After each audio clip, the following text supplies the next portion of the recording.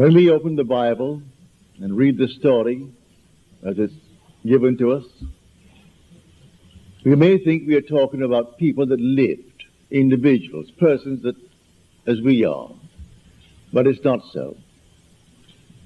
The characters depicted in the Bible are not the individuals named. They are simply states signified by those names.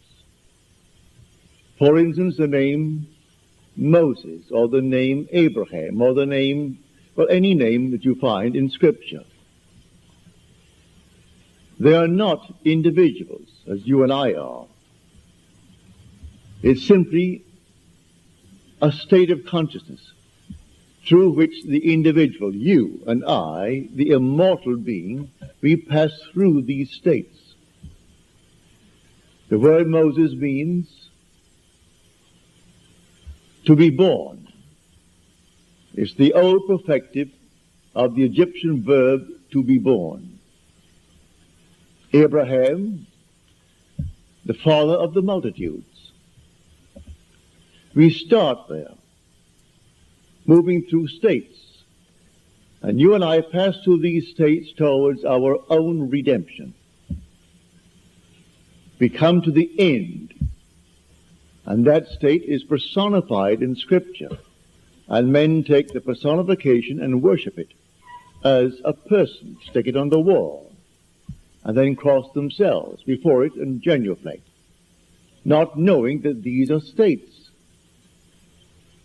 So we must learn to distinguish between states and the individuals who pass through these states. These states are eternal. They are forever.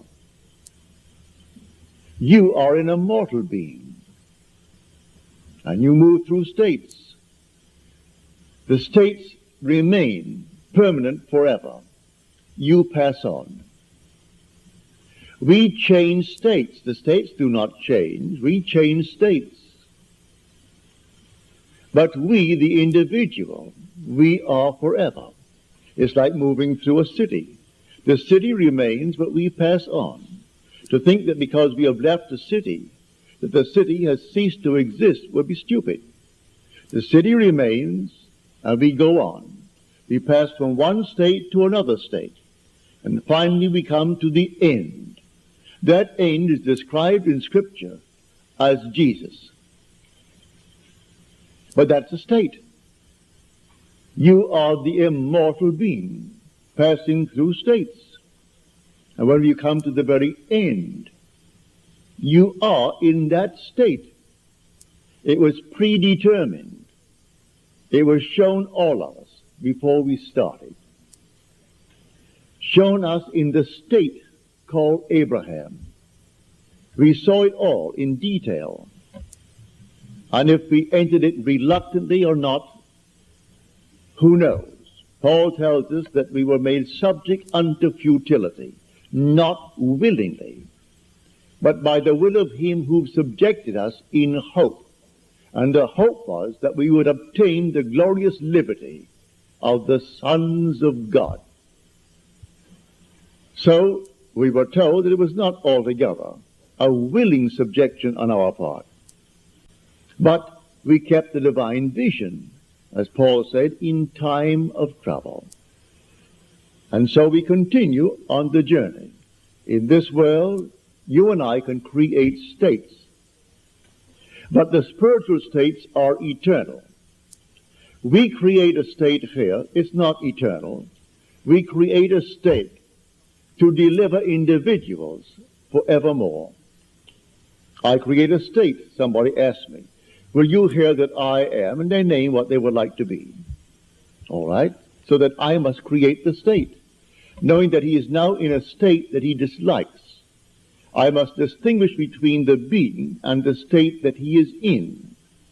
So I see him unemployed. All right? So he's unemployed. And he wants to be gainfully employed. There's nothing wrong in that.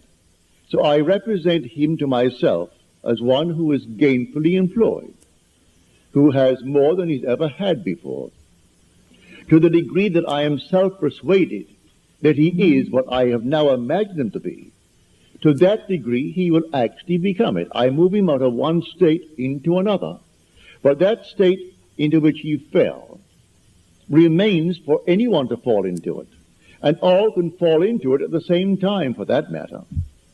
He's not the only occupant of the state of being unemployed. There could be millions being unemployed.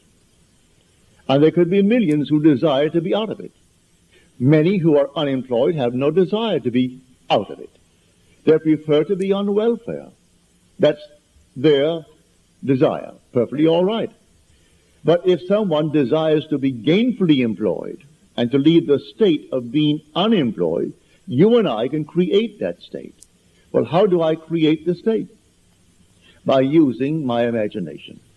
Imagination is not a state. It's the human existence himself. You are all imagination. And God is all imagination. You are God. And God is actually within you as your own wonderful human imagination. Now, these permanent states of the soul, these spiritual states, they remain. You and I pass through them towards our own redemption. But in the interval, we meet a friend, and the friend is in need of help. And the help is to move him out of the state. I can give him money, but as Peter said, silver and gold have I not for thee, but such as I have give I unto thee. And he creates a state, and takes the man from being a beggar, who's always begging on the corner, and puts him into a state where he jumps up with joy. He's now employed, not begging for money. So he didn't give him coins, he simply gave him a new state of consciousness. So I take you as an individual. I represent you to myself as the one that you would like to be. The one that I, if I were in your state, would like to be. I make it fit within what is known as the golden rule.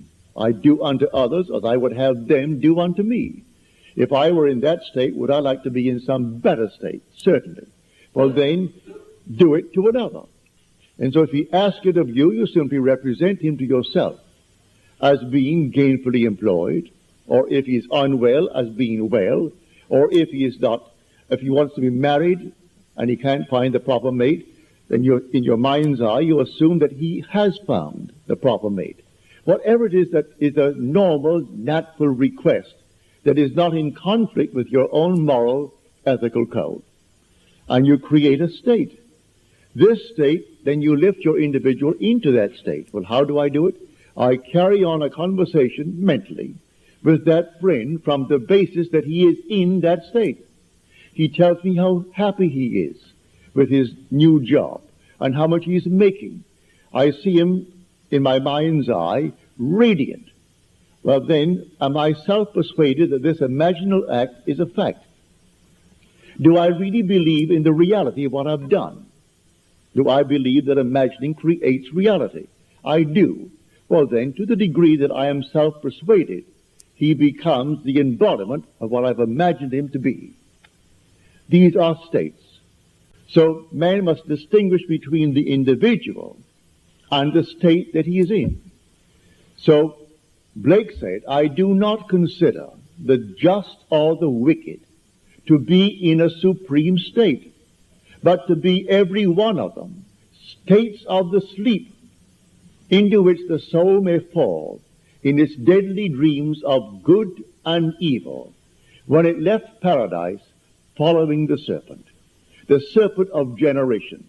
So we came down to experience death, for this is the world of death, where everything appears, it waxes, it wanes, and it disappears.